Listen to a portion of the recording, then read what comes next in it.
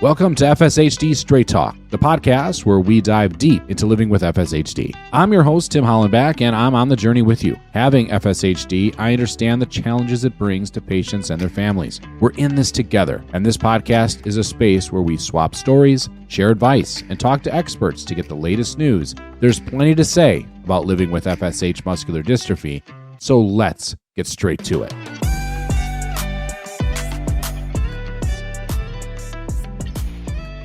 Welcome all to another episode of the FSHD Straight Talk podcast. I'm your host, Tim Hollenbach, and thanks for being here. Today's episode, we have two great guests sitting in with us today. Always fun having guests on that are, well, these are siblings.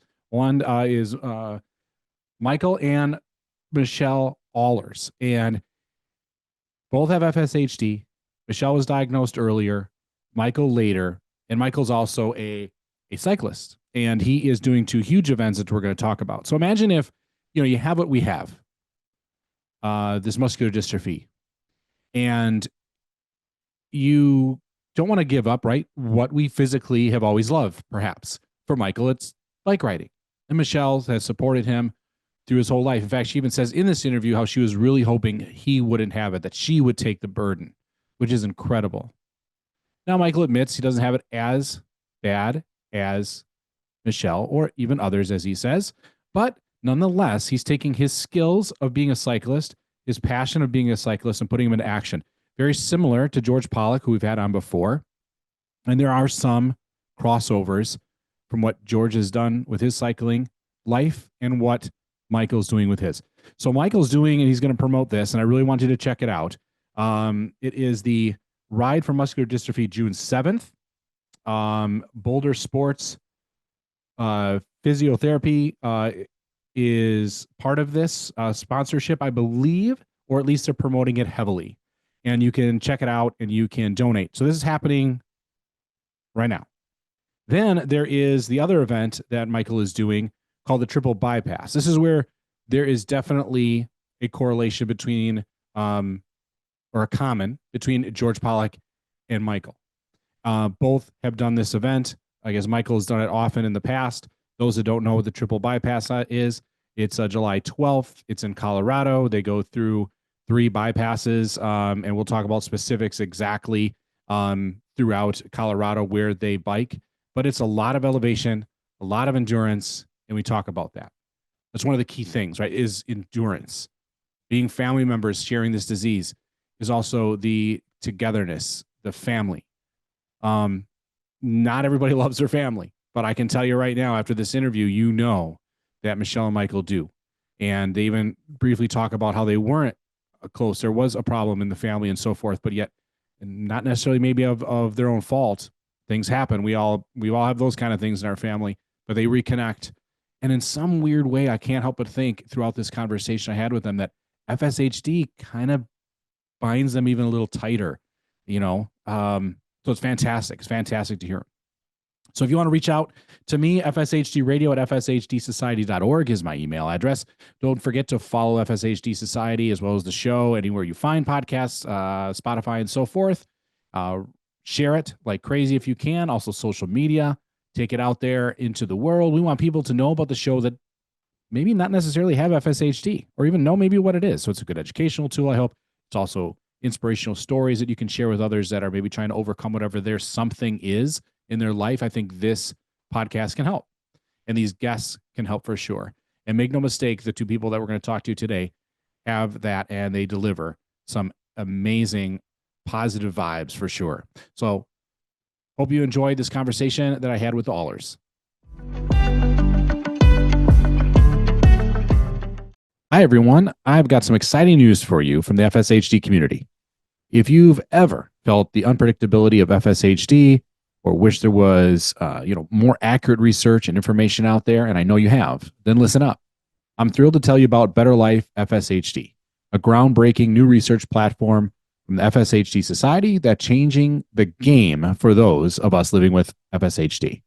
Better Life is your one-stop hub for tracking symptoms, accessing personalized resources like articles and videos relevant to you.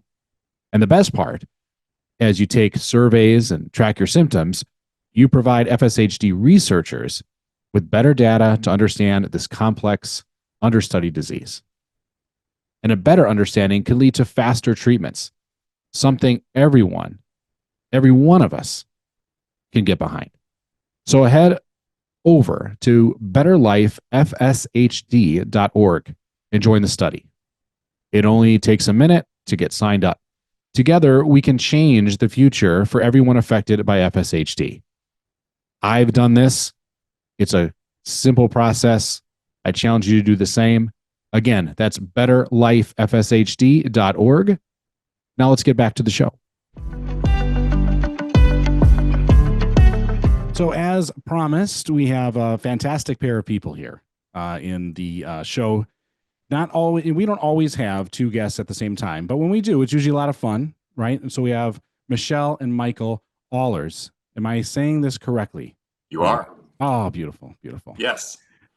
We're here for multiple reasons. One is because we want you to share your story with us. As everybody's FSHD story is unique, just like the disease affects each of us uniquely. I think that's going to be interesting to talk about, but we definitely have to make sure we talk about the fundraising events, because Michael is a cyclist, very similar to George Pollock. He's going on this great venture called the Triple Bypass in July. He's also going to talk to us too about another event happening in June on the 7th. So a lot to unpack with the fundraising. So right now, if you're listening to the show, go ahead and open up another tab. Go ahead and click into like triplebypass.org and all that kind of stuff. You can see what that's about and how insane it is with someone with a disease like this is going to tackle this cycling event for sure. So without further ado, thanks for being here. And thank you for having us. Yeah, it's great. I'm glad that we could do this. I guess the place to start was where I love to start all the time, right? People's FSHD story. So whoever wants to dive in first. Michael's already looking at Michele. So, yeah, looking at me. Yeah. Well, just a little background. Mhm. I was always very athletic, long distance runner. And I noticed probably in my mid 30s that I was losing muscle in my quad. The vastus medialis muscle disappeared. The doctor couldn't figure it out. But I didn't think anything of it. I just did my thing. And then I noticed that I couldn't keep my arms up, but I still, I just adapted. Yeah. And I also, my foot was like slapping the ground. My friend actually knows, what is your foot slapping? I'm like, okay, whatever. You just don't think of these things. You're 30. I don't care. So when I couldn't run anymore, I started walking. I didn't even think about anything, because make a long story short, we didn't know that a relative had this. Oh, gotcha. Okay. So then I was formally diagnosed in 2014 after being misdiagnosed many times of other things. And I went into the neuromuscular guy and he said, I'll turn around. Oh yeah, you got FSHD. I'm like, what is that? Wow. So they saw it just like that, the physical. Yeah, he just turned around and I'm like, boom. He goes, raise your arms. He goes, oh yeah, you got wings. Wow. You got wings. Right. Wings. But you can't fly. But yes, you have wings. Can't fly. No. So when I got the news, I was still very active. So, and I was working. I worked in healthcare, and I'm like, okay, all right. I didn't believe it. I didn't believe it so much. I said, can I have a DNA or a gene test? And he said, okay. So yeah, I confirmed that I did, and that kind of hit hard a little bit, but I just didn't let it get to me. It's not like I denied having it. I don't know. I just keep going. Yeah. And so I worked in healthcare. And then in 2020 is when I had to retire. It was getting hard for me because healthcare, you're on your feet 12 hours a day and no breaks. And I was falling more. And I'm a good faller. I drop and roll. So then I retired, and I still, we have a lot of property, and I do gardening, and I cut the grass, and I still work out 5 days a week, cardio and weights. Wow. I keep going. I just keep, because that's who I am. then it accelerated a little bit in 2022. So I have to walk with a cane when I'm out, just to give me some security. So that's where we are. I am involved in clinical trial, Avidity. I just started my infusions in March, and it's for a year, and we'll see how things go. Yeah, that's exciting. Yeah, I'm very excited about it. Yeah. Yeah. And you think you're getting the drug, right? I really do. That's what I think. Because the first infusion, I had a side effect, which I didn't want to know anything about it. I didn't want to know the side effects. And I said, boy, I had this headache. And they said, I said, is that a side effect? And they said, oh yeah. So I don't know. I think I do. But anyways, I'm interesting. a thinker. Yeah. Well, it's good to be, right? I mean, I would be excited if I were you just to be involved with it. But yeah, the chances of you having it, the actual drug would be remarkable, especially if you felt some changes. Are you able to talk more about that and how you're going? No, I'm not. I did ask my the coordinator, and she's yeah. But that's what I figured. Yeah, but it's been going on since 2023. Okay. So that's good. So one thing about clinical trials, which it's really hard to get somebody to respond to you. That I brought it up to one of the people at the FSHD Society, and they were surprised. They said, I had a heck of a time. And fortunately or unfortunately, my husband's very distant cousin has FSHD, and he's been in clinical trials. So he kind of helped me get connected. So at least talk to somebody, you know what I mean? So that was nice. I'm grateful for him. But my advice to people is to keep going, do as much as you can. Don't be hard on yourself. Allow yourself. If I have a bad day, which is here and there, I'm like, okay, tomorrow's a new day. You got to eat clean. You got to be positive. It's a lot mental, because your mental affects your physical. In me, what I have experienced. Right. And management your stress. Yeah, but the thing that really bothered me, I'm sorry, I didn't mean to interrupt. Go ahead. No, this is good. What bothered you? I know. I don't want her to stop. The thing that really crushed me, I mean, I could handle it, but when my brother called me and told me, that it made me, I didn't cry in front of him, but it made me cry, because I'm like, I got this, but not him. So that's all I'm going to say. No, I get it. I get that part of it for sure. Like, I'll take the burden, put it on my shoulders type attitude. Absolutely. Yes. I totally get it. I mean, in our house, it's like this same kind of thing. As far as I know, I'm the only one that has it. I can't see that if my boys do or not, and they're 18 and 16, still pretty young. But like, we treat FSHD around here like a bad roommate, to be honest with you. He's like I said, like he makes me fall down, it makes me move slower. I can't do the things I used to do. I mean, he's just a real jerk. But the point is like, it is its own entity that only I want to take on, even though I know other people are experiencing some of it with me. In a lot of cases, I almost feel like my wife might as well have it with me, because of some things that she has to adjust to and adapt to, because I can't do it anymore. And I can't imagine what that looks like from like her vantage point, like seeing the person I was and slowly start to change to where we are now, as you kind of gave us that timeline, right, of how things evolve and change. How quickly were the changes then from like when you were first diagnosed to where you are? Because you mentioned like 30 years old were you diagnosed? Was that right? No, God bless you. I know. I'm going to still. In 2014, so I was like 47. Okay. Yeah, 47. Yep, and I was 40. So yeah. Yeah, but looking back, hindsight's always 20/20. But sure. So our maternal grandfather had it, and then we have a second cousin, maternal cousin Gus, who also has it.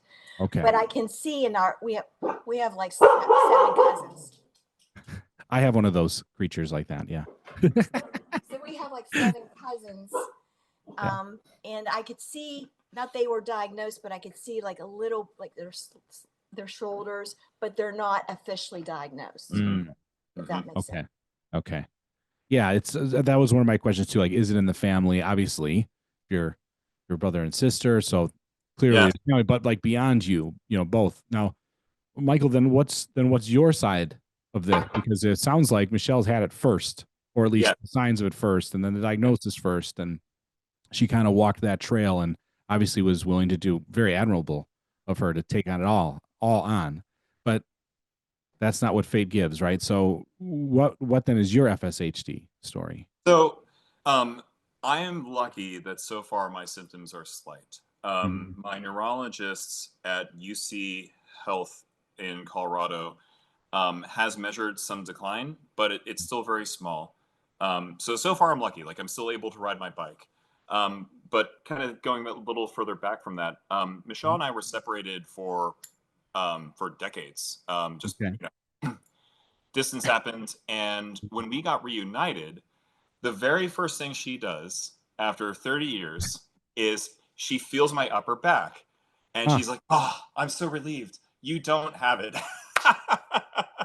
Wow. So she's immediately poking around my scapulae, to see if they're waiting at all. Very first thing she does. I'm like, oh, what a nice hug. Oh, nope, this is a medical. I No, do she's that too. totally like, yeah, she's totally like seeing what's out of place or not. Yeah. Oh my Right. goodness. You're being kind of like FSHD frisked Yeah, more or less. Yeah. that's a great way to put it. FSHD frisked. Yeah. Yes. Just, yeah. This is what we're going to call the medical procedure from now on. Sure. So and like I'm looking at her and I'm like, oh my goodness, like this is a terrible disease. I can't imagine having that. So fast forward a little bit, I forget what year it was exactly, but I would say around like winter of 23, I began to develop this really severe upper back pain. And I don't think I'm a wuss when it comes to pain. And so I would put this like easily like an 8 or 9 on the pain scale, like Wow. bad. No amount of, I mean, like a huge dose of ibuprofen would barely Mm. take the edge off it. So at the same time, I'm routinely working with a physical therapist, Lindsay Mayer, with Boulder Sports Physiotherapy. And she's helping me out, like, with recovery from exercise and all that, dry needling, like routine stuff, not Mhm. treating disease, Yeah. just trying to keep myself fit. And so when I start to tell her about these symptoms and she examines me, she says, Michael, you need to get to the bottom of this. Um, and now I understand it's kind of like a wink and a nod that she cannot give medical advice outside her domain. Okay. So I started working with my PCP, and my PCP knows about Michelle's diagnosis. And so we were rolling out a number of things. She put me in touch with a neurologist named Dr. Dixon, who I understand is phenomenal in the field. And we get the genetic test. And it comes back positive, and it turns out that that is a likely explanation for that upper back pain.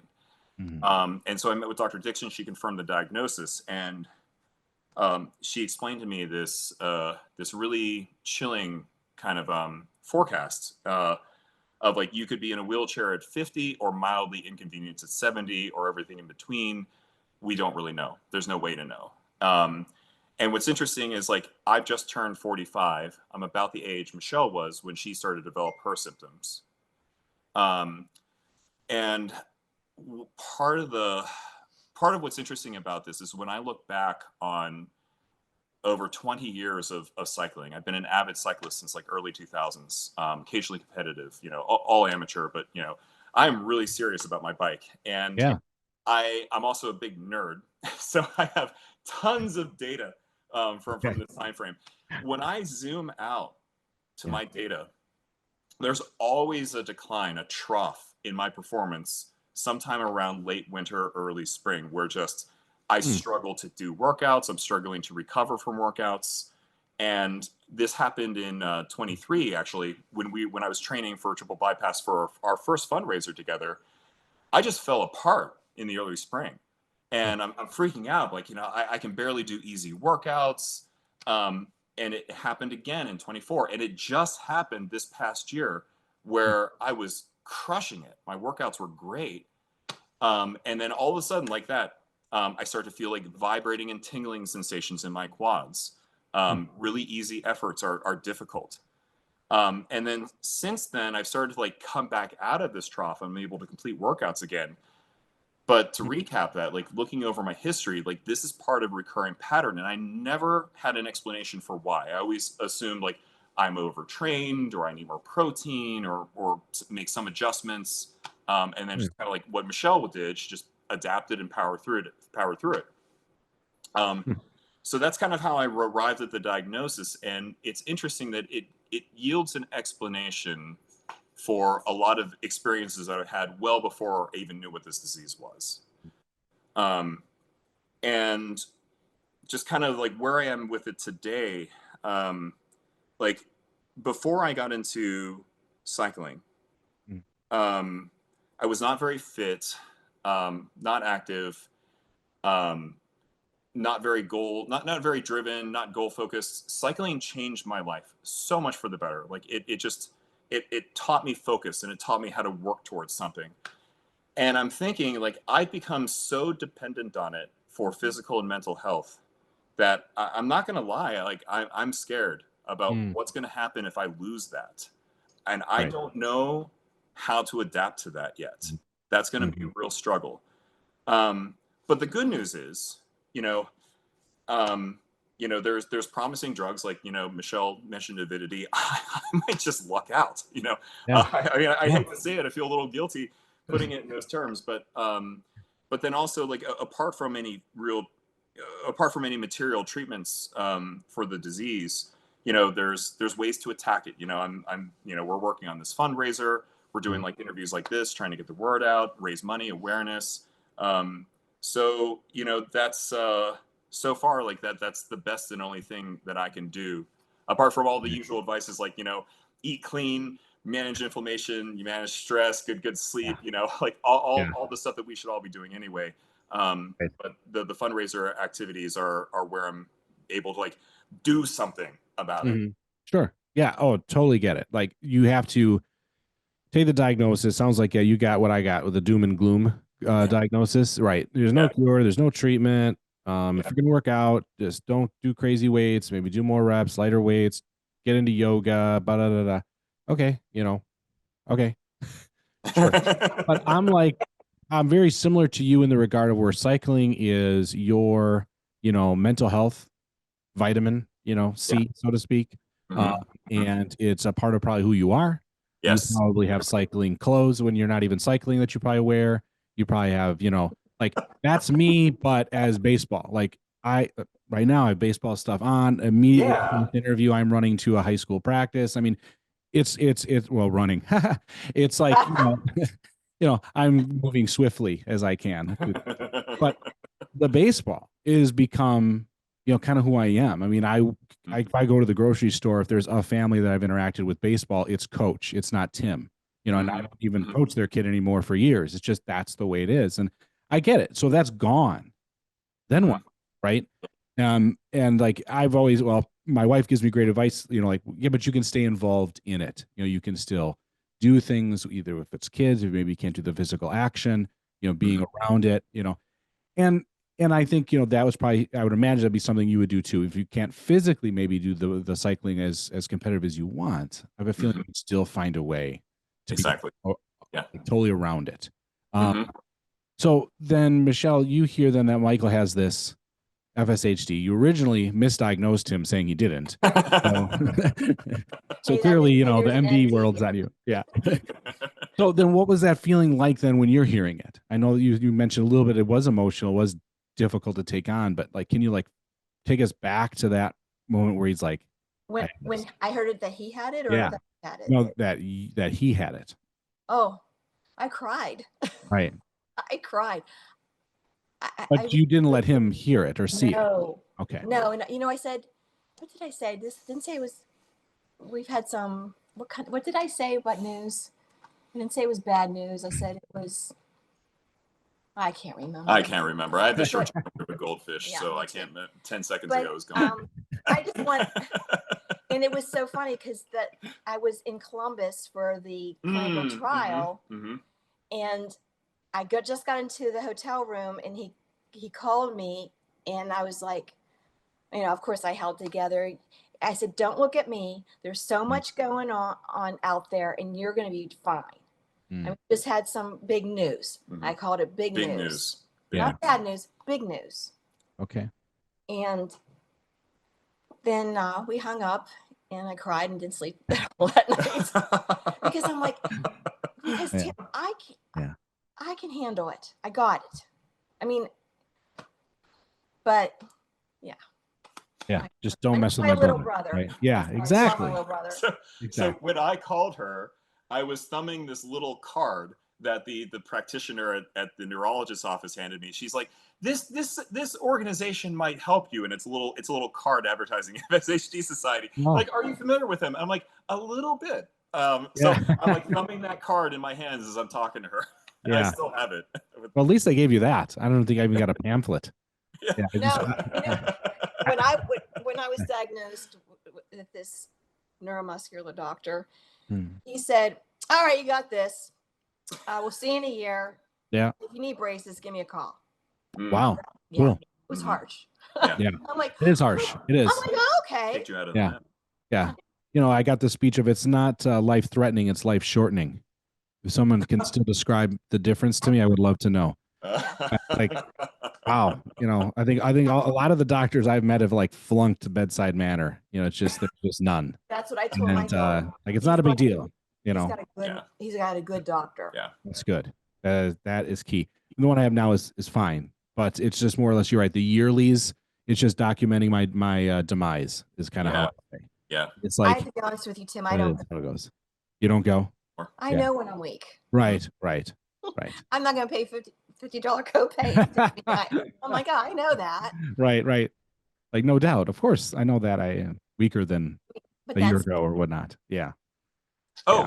so by the speaking of like those yearly reviews, Mm. one thing that Dr. Dixon did immediately, and I'm sorry I forgot to mention this earlier, like something that we can do about this is she enrolled me in the Move Plus study Okay. like right away, and I just Wow. had my first what would you call it baseline evaluation screening, and that was intense. And she also like compared it to when I got diagnosed in February and said, okay, yeah, you know, there's some slight decline here and there, but that was a cool experience. Like lots of like range of motion exercises, checking facial expressions, all sorts of things, Yeah. you know, breathing, and it was a full MRI. I haven't spent that much time in an MRI ever. That was pretty cool. Yeah. You know, I think the technology is so amazing because I'm a big nerd. So I'm like, this is so cool. And, you know, so a lot of people are like, why am I stuck in this tube? I digress. So that is like an interesting thing. So like, you know, every year I'll be going in and doing these exams repeatedly. And they mentioned like that's I'm a good specimen for this because like I'm still, you know, mostly able-bodied. Yeah. And like, you know, cool, we're going to have like a long, you know, natural history to progression to track here. So, Right. That's good. Yeah. And to be a part of that and that she had the wherewithal, your doctor had the wherewithal to put you in it right away is fantastic. Sounds like you have a definite proactive. she's type. involved. Yeah. She's involved. Yeah. Very, very involved. So speaking of involved, the biggest part, right? Well, your stories, of course, are key to the next part, which is one of the main reasons why we're here is tell us about the 2 fundraising events that you're being a part of here in the summer. And one's in June, one's in July, right? Yeah. Okay. So let me speak to the one that's in June first. So I still thank Lindsay for prompting me to go about doing this, sorry, like get to the root of like that back pain I described. So when she found out about this, she and her business partner, Sarah, they're like, well, let's take this up a notch. They said, do you want to put on an event? So we're putting on a bike ride starting from Boulder, Colorado, June 7th, Saturday, June 7th. And, you know, if you go to md.bike, put that in your web browser, that will take you to the sign up page, and it's a $40 donation. It all goes to the FSHD Society. And we have a couple routes, a shorter like 22-mile route and a longer 45. So yeah, we're hoping that like, and already like we've raised you know, close to $600 with that. Nice. Yeah. Very good. Not Very good. And none of us have put on an event before, so this has been a learning experience. And I'm really fortunate that I have all kinds of connections in like the local Colorado area, specifically with like through Evergreen Ride Club. And so all my community there has jumped in on giving advice and helping guide this. George Pollock has been a huge help to us. So that's one of the events. But then when Michele and I, when we first got reunited and I learned about FSHD Society, kind of like our main focus has been this fundraiser that's built up around this ride called Triple Bypass. And so Triple Bypass is it's about a 120-mile ride from Evergreen, Colorado out to Avon. Goes over 3 mountain passes, Juniper, Loveland, and Vail. You get about 11,000 feet of climbing. Big event. And what's cool is that, again, my friends from Evergreen Ride Club, that's the organization that originally put this on, they set it up so you could use it as a fundraising platform. And I think our first year doing this, we raised a couple thousand. Oh, how much did we raise? Wow. We raised $6,000. Fantastic. In 23. We just crossed the $8,000 mark on this year's fundraiser. Wow. So we set up there's still time. Yeah, and there's still time. Wow. Yeah, we've got like It's remarkable. months before this event. So Fantastic. yeah, we're hoping maybe this will give a little boost. I mean, the URL will be in the show notes, but that has a different link than the other one. So that is fshd.gives/Ahlers. And of course, you know, the show knows all the details, I hope, but it does. Yeah. It'll have all the links, wherever you found the podcast or even on YouTube, there'll be a hot link right there. So you can go click, donate, follow what's going on. It is a huge event though, especially the Triple Bypass. As I talked to George about it, I think that was last year. I think when he was going to jump into it. And then, I'm always just absolutely enamored with the fact that someone with this disease, can handle that kind of a bike ride because of the distance, of course, but also the altitude that you're coping with. So like that's nuts. There's no way I'm doing that. I would probably just maybe saddle up, maybe go about a mile and go, you know what? I'm good. I came, put my helmet on. I did my stuff. I look horrible in the tight outfit. I'm out of here. But for you guys, I mean, just the training you enjoy. I mean, I just can't get over how you just let's just do this. It's just remarkable. So how long does it take to train to do something like this? I usually start training about like January of each year for this event. And this bike ride has been my favorite thing since I first learned about it in 2018. So I've done it every year. This year, all things considered, I'm hoping to break 7 hours. My best time on the course is 7 hours, 9 minutes. I'm trying to beat that this year. We'll see. Fingers crossed. But like I mentioned, like there's been some challenges with the training. I think the body is rebelling a little bit thanks to this condition. But we're still going to give it a try. So far so good. I feel like I'm bouncing back from this episode over since end of January. So it is interesting. Yeah, that you're tracking the ups and downs of it and like what's happening with your workouts. At least you still get ups, right? I've had more of the stair falls, as they call it, where you're going good and then you drop and you lose something and then you boom, right? So, the farther we can put those away from each other, the better. But the fact you're cycling and keeping in shape, obviously, eating cleaner, that takes a lot of discipline, which I don't have a ton of. So, it's not my fault that there's a lot of like little Debbie snacks here and there. I have kids. I'm like, what am I supposed to do? I don't have to waste. So, I don't have all that, but I do try to work out. Yes, I do. And like not nearly to the extent that sounds like you guys do. But if you would give then maybe like advice to somebody, even just with that part of it, like workout, someone that doesn't normally have an athletic maybe background, but they realize, okay, I have to get moving or doing something here. What would be your advice? This could come from either one of you, of what would be like that first step, like at least do this, at least start here.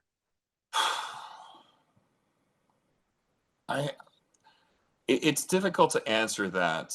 And the reason I say so is that it can be difficult speaking personally. Like I struggle with like intrinsic motivation. A lot of like the cycling is extrinsic, and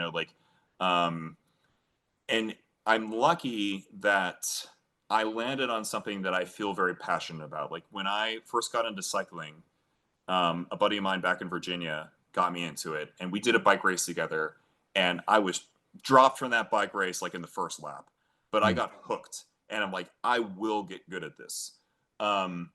and it's like, it's something that like I've just thrown myself into for years. And like I like you mentioned earlier, like it becomes part of your identity. Right. Your community is built up about it. And I'm fortunate that my wife Heather, she gives me a lot of latitude to do this. You know, she knows through experience that it takes an enormous amount of time and discipline to be good at it. Like, you know, it's at a certain point, like if you are not consistent, like you don't really do all that well. But like the experience there is just like, this is something that like I just have a burning desire to do, and so that keeps me going. It's hard to find that, but if you can find that, like grab onto it, like white knuckle, hold on to it, and just go for it, whatever it is. So I mean, that's probably not the best advice, but No, I think it's like, good.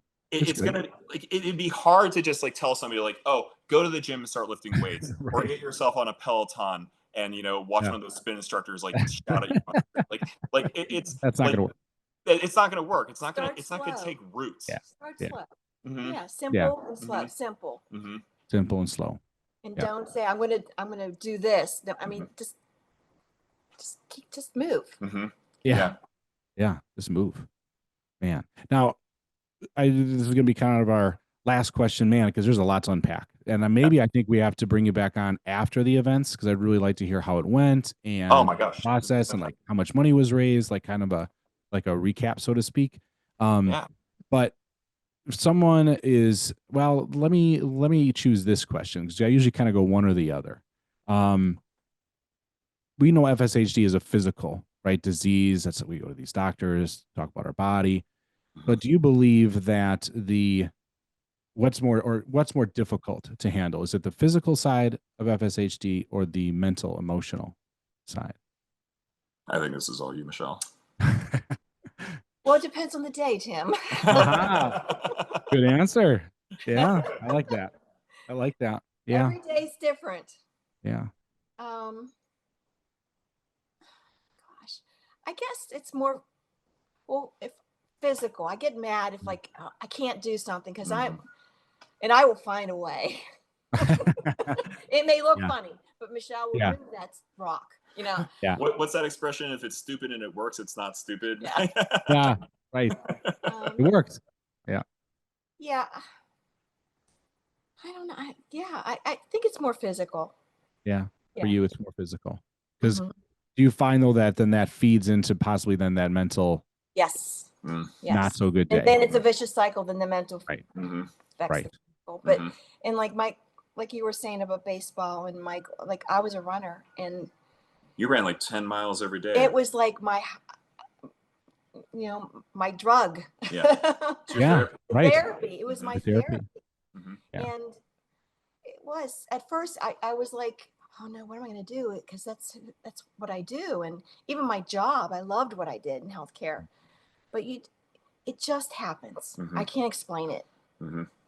I mean, I can't explain it. Just you got to look at what you still can do. You got to make yourself think that way. You have to say, I can still do this. I can still take care of myself. I can still smile. I'm glad that I can still smile. Yeah.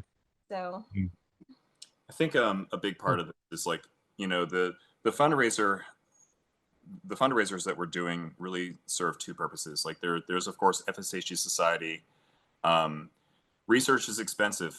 Like it ain't cheap to you know, run the avidity study or the Move Plus study, any of these things. But the other side of that coin is that every donation, every sign up means a lot to Michelle, especially. Sorry for everybody listening. I'm behind on sending out thank you notes, but like every time I write one of those thank you notes to a donor, I CC them and just tell them like it means the world to us that absolutely. like people care, like they took an action to do something, and like that, like, you know, everybody draws strength from that. It's a two-way street. It just lifts everybody up when there's a sense of, hey, you know what, I care about this enough to like help these people out. You know, many of them are total strangers, some of them are friends, some of them are family, but it all kind of just comes together and like gives that sort of mental reinforcement that you Right. need to, Michelle has done a fantastic job of being optimistic. I tend to lean more pessimistic, personally, but so I don't know how she does it, but I think that this is fuel for the fire. Absolutely. Absolutely. This has been fantastic to have you guys on. Yeah, I'm not kidding. As soon as this is over, I'm probably gonna email you and bother you when we can try to see what is a good time to reconnect again after these events, because I think our listeners want to know too. Like, we always hear about the ahead of time event, or maybe we can kind of see what's going on, but like, what happened after? Did he make it? How much did they raise? And I think that'll inspire even more people than they can find an event that they can do, Sure. Yeah. And that right there kind of, actually, I mean, the more I think about it, like going back to your earlier comment, is like, if somebody needs something to like compel them to move, I mean, the FSHD Society provides that. There's the walk and roll events, like, make it something that you can like laser focus on and attack it. And like that gets you going. I think that alone would just like spur you into action. And then you feel like, hell yeah, like this is great. I'm doing something. Absolutely. You're doing something that helps you too. Absolutely. Well, thanks again. Thank you, Michael, Michelle. Thanks for joining us. We'll see you on the flip side when this is all done. We're looking forward to hearing how it all went. And good luck. Stay safe. For God's sake, stay on the bike. Don't fall down. Rubber side down. Stay safe. Yeah. Rubber side down. Well done. Thank you much. Thank you so very much for having us on the show. Really appreciate you, Kim, Beth, everyone, George, who's like joined in to help us out. So we're absolutely incredibly grateful. Thank you. You're very welcome. All right. Take care, guys. You too. Thanks. Bye-bye. Wow. The spontaneous, the drive to do this. And the only thing I can think of is when I think about cycling is similar to when I used to run a little bit. And I used to be kind of a distance runner way back. And it was always the mental side of the running. Like, why am I doing this? I got to keep going. And I found like a good trick, that you have to, talk to yourself. Don't listen to yourself. So talk out loud to say, I can do this. These affirmations. Don't listen to the negative thoughts that are rolling around in your head. To stop. And they have great advice. Do something. Get active. FSHD Society has fundraising events that actually involve movement. See if you can do that. Any little thing will help. It'll help your mental health. It'll help your body. So many things. We will circle back with them for sure. I'm definitely going to do that because I want to know how it went, the event itself, what were the struggles, what were the triumphs, how much did they raise? So many great questions we can have. And I challenge you to do that. Follow what he's doing, follow what Michael's doing. And then when we have that next episode rolling up, when we probably, imagine like in August when this is done, we'll have him back on and like see how it went. And I want to hear some questions from you because I'm sure you're going to have some questions to ask of how this event went. So thanks again for being part of this show. I was so excited to have these people on. Michelle and Michael, thanks for being here. Absolutely. All the show notes have everything you need to know about the triple bypass, as well as the Ride for Muscular Dystrophy that he's doing as well. One is on June 7th, and one is July 12th. So check those out. Feel free to email me, fshdradio@fshdsociety.org, if you want to be on the show or nominate someone to be on, perhaps, and connect with me. Love to hear from you. So thanks again for joining us. You've listened to the FSHD Straight Talk podcast. Take care.